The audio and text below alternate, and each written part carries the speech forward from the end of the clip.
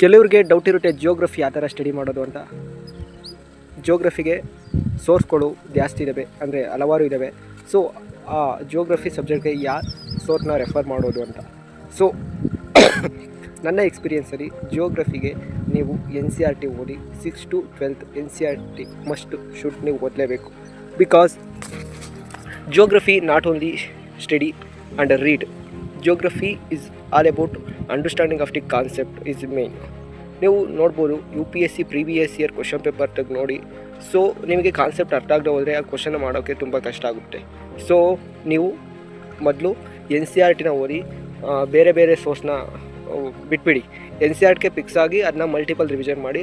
Then only definitely that helps to your preparation. And ಈ ಕೆಲವ್ರು ಹೇಳ್ತಾರೆ ಟಾಪರ್ಸು ಯಾವ ಥರ ಅಂದರೆ PMFIAS ಓದಿದೆ ಆ್ಯಂಡ್ ಬೇರೆದು ಓದಿದೆ ಅಂತ. ಸೊ ಓಕೆ, ಅವು ಸೋರ್ಸಸ್ ಚೆನ್ನಾಗಿದ್ದಾವೆ, ಬಟ್ ಅಟ್ ದಿ ಎಂಡ್ ನಮಗೆ ರಿವಿಷನ್ ಮಾಡೋಕ್ಕಾಗಲ್ಲ.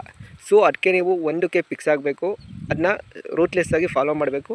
ದೆನ್ ಓನ್ಲಿ ಅದು ಹೆಲ್ಪ್ ಆಗೇ ಆಗುತ್ತೆ. ಅದರ್ವೈಸ್ ನಿಮಗೆ ಲಾಸ್ಟ್ಗೆ ಕನ್ಫ್ಯೂಷನ್ ಆಗುತ್ತೆ ಯಾವುದು ಓದಬೇಕು, ಏನು ಮಾಡಬೇಕು ಅಂತ. ಸೊ ಜಿಯೋಗ್ರಫಿಗೆ ನೀವು NCERT ಓದಿ ಸಾಕು, ಆ್ಯಂಡ್ ಅದನ್ನ ಮಲ್ಟಿಪಲ್ ರಿವಿಷನ್ ಮಾಡಿ. ಓಕೆನಾ? That's a key to score in geography both in prelims and mains. Thank you guys.